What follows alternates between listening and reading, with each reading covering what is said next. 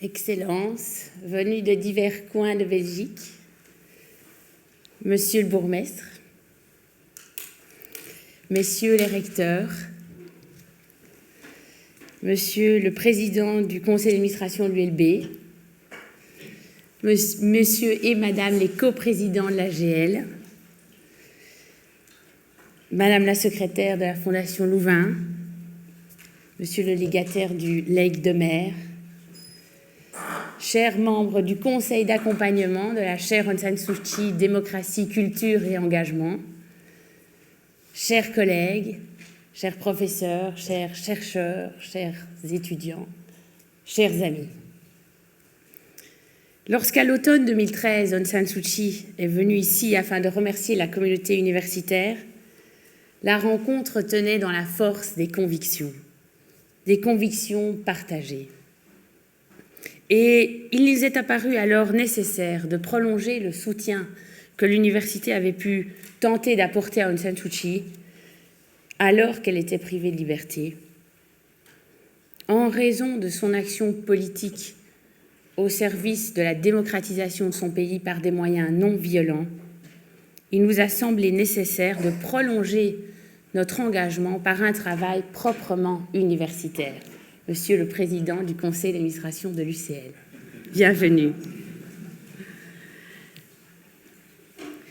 Aung San Suu Kyi, comme vous l'avez vu sur les images, a accepté qu'une chaire porte ici son nom à Louvain.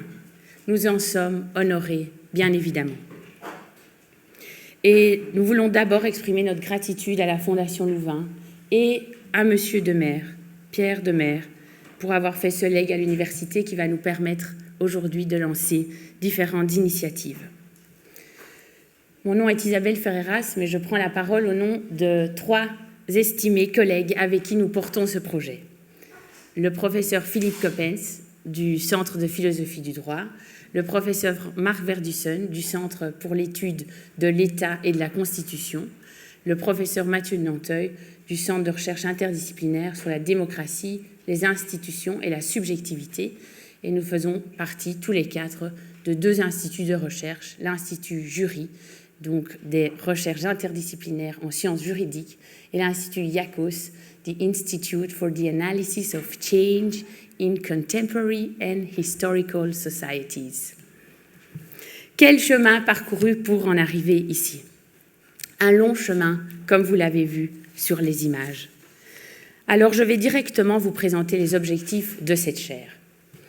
À l'heure où la vitalité démocratique de notre société européenne est sérieusement menacée, la chaire va s'attacher à traiter des problèmes et des enjeux d'une pensée en action au service du projet démocratique.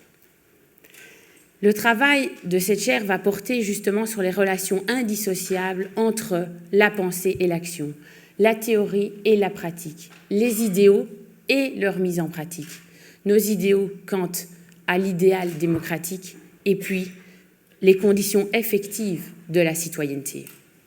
Ainsi, l'objectif principal de la chaire, nous pourrions le résumer ainsi, est de comprendre la démocratie comme un rapport fondamental entre la théorie et l'action, sous ses multiples facettes. Dans le cadre de cette chaire, nous allons démarrer 4 axes de travail, mais peut-être pourrons-nous en développer plus, mais 4 pour démarrer. Le premier, un cycle de séminaires internationaux qui, en 2016, piloté par Marc Verdussen et Philippe Coppens, va s'attacher à comprendre des moments clés où les idéaux se mettent en action, les moments de transition constitutionnelle.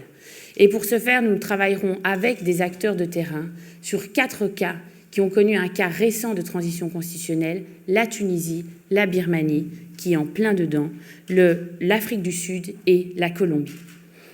Nous allons aussi financer 2 recherches doctorales et j'invite tous les étudiants qui terminent le master à prendre les descriptifs pour les 2 bourses que nous lançons pour un démarrage l'année prochaine, l'une en droit et l'autre en sociologie. 3e axe, une plateforme d'information multilingue qui va s'attacher à collecter et diffuser les informations sur la situation des droits de l'homme en Birmanie, mais qui va également relayer quantité de témoignages sur les conditions concrètes de l'engagement. Ce sera une plateforme évidemment accessible en ligne pour qu'elle puisse servir non seulement ici, mais ailleurs, et y compris en Birmanie. Et enfin, différents dispositifs de formation. Nous allons commencer très bientôt avec un dispositif que nous avons prévu pour l'Université des aînés. Toutes les informations sont précises, les dates, etc. sont sur le site déjà disponibles. Je vais à présent développer 3 points, si vous le permettez, pour déjà tirer quelques fils. Premièrement, 2 fils thématiques dans le déroulement immédiat, si vous voulez, de cette fondation, de cette chaire. Deuxièmement, la question du lien entre la personne d'Aung San Suu Kyi et la chaire. Et enfin, la question de votre place et de la place de notre conseil d'accompagnement dans cette aventure. Chers amis, si nous inaugurons aujourd'hui cette chaire, c'est parce que nous comprenons bien sûr comme étant portés par des valeurs, démocratie, culture, engagement. Mais en même temps, parce qu'au cœur de ces valeurs, il y a la volonté de prendre au sérieux nos questions. Et là est bien l'attitude fondamentale dans la recherche scientifique. Nous avons en effet beaucoup plus de questions que de réponses. Un premier enjeu de réflexion porte sur notre rapport au désaccord et j'en soulignerai un second sur la question de la violence. L'engagement par nature implique, suscite les désaccords. Et à ce titre, l'histoire qui précède la fondation de cette chaire, évidemment, est émaillée de quantité de moments mémorables. Et c'est un plaisir de voir dans la salle toute une série de personnes qui ont été impliquées à des moments divers dans l'histoire de notre relation à Aung San Suu Kyi et qui ont été impliquées dans les débats, les désaccords que nous avons pu avoir.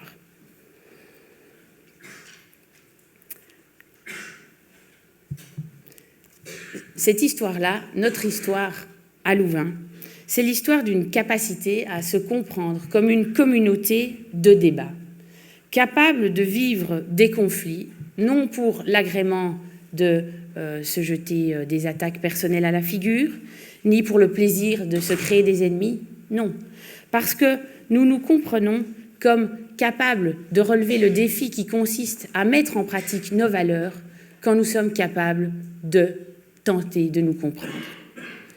Parfois, le conflit, effectivement, n'est pas très agréable à vivre et pour cela, il requiert le traitement institutionnel.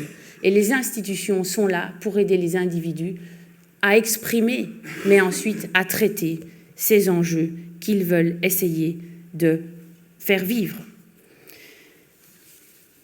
Deuxième fil thématique qui concerne le rôle joué par la violence dans nos sociétés. Nous le voyons au quotidien, à présent, dans une Europe qui aimait à se penser comme une société pacifiée.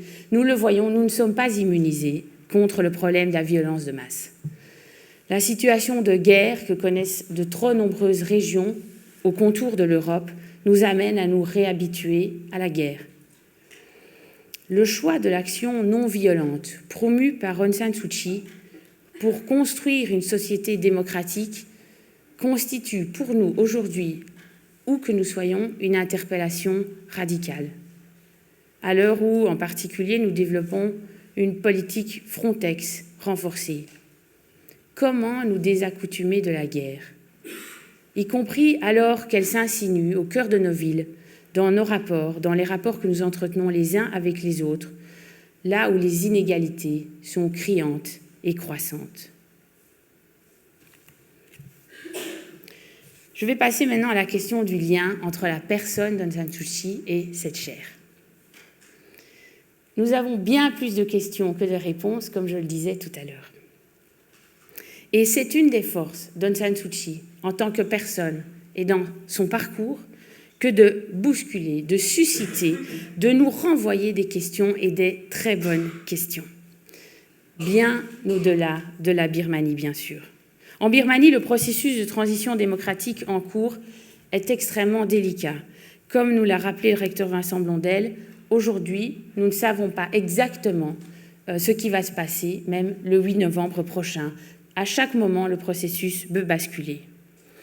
Quand en 1988, l'UCL, nous avons vu les images, a donné un doctorat honoris causa à Aung San Suu Kyi, qui était alors privée de liberté, elle était une figure incontestable et méritait tous les honneurs. Aujourd'hui, qu'elle est libre et qu'elle choisit le chemin difficile de l'engagement politique, elle n'est forcément, de facto, plus parfaite. Et vous connaissez certainement les critiques qui lui sont adressées en raison de sa condamnation, jugée trop faible, trop équilibrée, des violences de masse qui sont infligées à la minorité ethnique des Rohingyas, une minorité musulmane qui, en Birmanie, est empêchée de pouvoir, par exemple, se prononcer lors des élections. La citoyenneté birmane ne leur est pas accordée. Aung San Suu Kyi serait-elle en train de se décrédibiliser, de décrédibiliser sa propre stature morale? Nous pensons que d'autres questions doivent également se presser. Est-ce qu'Aung San Suu Kyi serait plus utile à la cause de la liberté et de la dignité de tous les êtres humains vivant en Birmanie si elle renonçait à se présenter aux élections afin d'offrir une alternative au pouvoir des militaires qui précisément pratiquent une politique d'extermination à l'égard des Rohingyas, dans le but alors de pouvoir effectivement parler très librement à propos du sort réservé aux Rohingyas? Une autre question.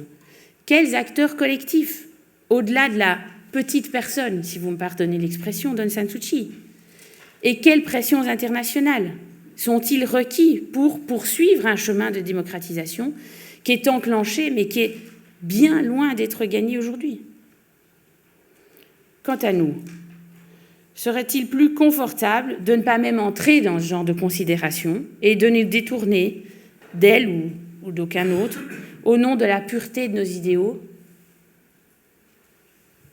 Assurément.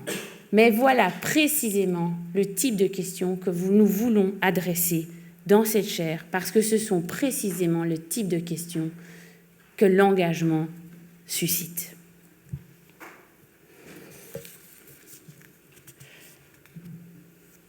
Bien sûr, les positions d'Aung San Suu Kyi doivent et seront analysées de manière critique. Donner son nom à cette chaire ne veut pas dire adhérer à toutes les actions de la personne.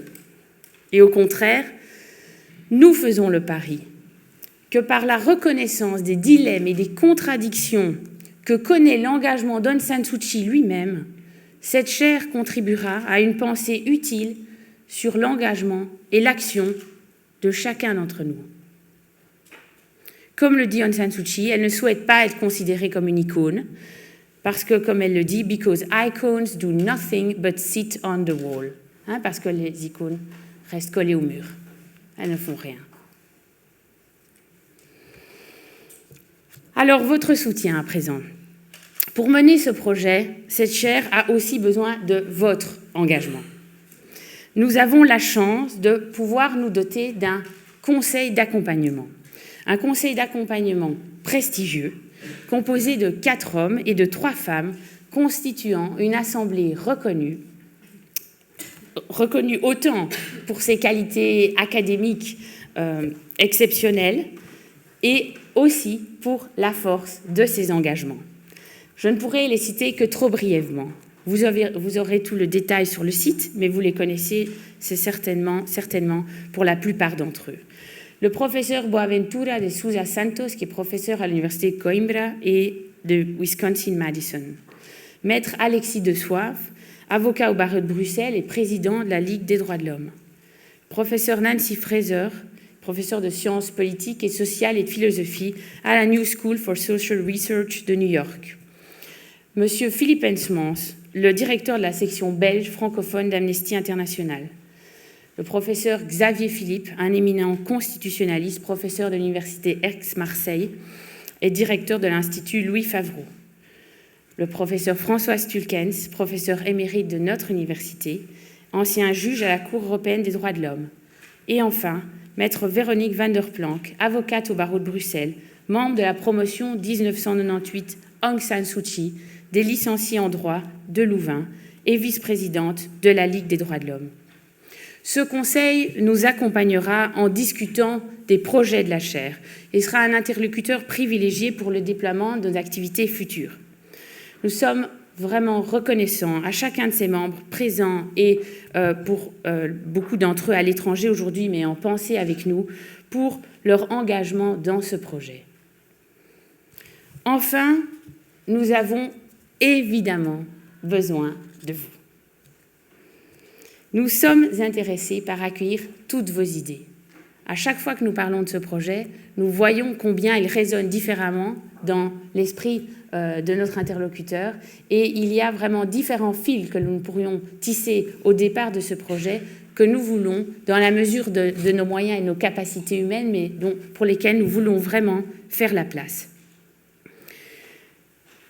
Mais au-delà de vos idées, nous avons déjà de nombreux projets en magasin, de nombreuses idées à mettre en œuvre et pour lesquelles nous sommes en train de chercher activement des fonds. En particulier, une recherche postdoctorale sur la question de la violence et de la violence dans nos champs économiques et politiques. Pour ce faire, nous vous invitons à symboliquement soutenir le projet de la chaire. J'ai déjà vu de nombreux d'entre vous qui portaient le badge. Je ne l'ai pas d'ailleurs et je vais le faire immédiatement. Il est là. Donc, à soutenir le projet de la chaire et à emporter le signet, qui est un très beau signet, que notre graphiste Isabelle Sillon, qui a pensé vraiment l'identité graphique de cette fleur que nous aimons beaucoup, ce signet vous rappelle le numéro de compte de la Fondation Louvain. Et la question qui va dès lors se poser à vous est la suivante. Faire un versement est un excellent début, mais est-ce un engagement suffisant ? Voilà, maintenant je vais passer à la suite du programme. La suite du programme de ce jour n'est pas très protocolaire, au sens où, comme vous êtes déplacés, nous voulons que vous soyez satisfaits quant à votre déplacement. Et donc nous avons pensé à un programme qui vous donnerait un avant-goût des débats que nous allons pouvoir tenir ensemble. À ce propos, nous vous invitons à noter déjà dans votre agenda le rendez-vous que nous fixons dans un an, à la même date, au même lieu, le 27 octobre, afin de faire un point d'étape sur les travaux de cette chaire durant sa première année. Aujourd'hui, donc, nous souhaitons commencer par mobiliser un premier cercle, le cercle de nos collègues belges, de Louvain et étrangers. Et la suite du programme donc, va se dérouler en 2 temps.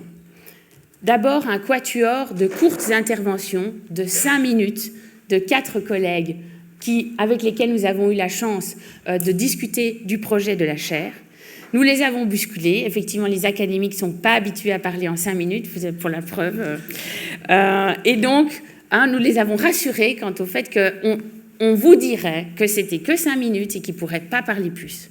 L'idée était de leur demander de réagir avec leur expertise dans leur champ par rapport aux questions qui leur semblaient à la question, parce qu'en 5 minutes, ça fait une question, qui leur semblait la plus pertinente, ou la problématique, l'enjeu le plus important, qui leur semblait résonner par rapport à leur champ dans le projet de cette chaire. Ensuite, nous passerons alors à la conférence inaugurale et nous tiendrons le timing, parce qu'on a un peu triché, si vous avez bien regardé comme certains perspicaces, on a un peu triché dans le découpage du timing, mais donc nous terminerons à l'heure et nous passerons au 3e temps qui sera celui de la conférence inaugurale, où nous avons l'honneur de recevoir Jean-Marc Ferry, qui sera alors présenté par Philippe Coppens. Avant ce 3e temps, vous pourrez vous étirer modestement dans votre espace, mais enfin, on prendra une véritable respiration pour ce 3e temps-là. Si vous avez trop chaud, on peut aussi ouvrir les portes. Maintenant donc, je vais passer la parole d'abord à Tom de Derouardereux, ingénieur et philosophe des sciences, membre du Centre de philosophie du droit, qui se passionne pour les processus de transition écologique et sociale et s'intéresse en particulier au potentiel de renouvellement démocratique qui se trouve dans les processus de recherche participative.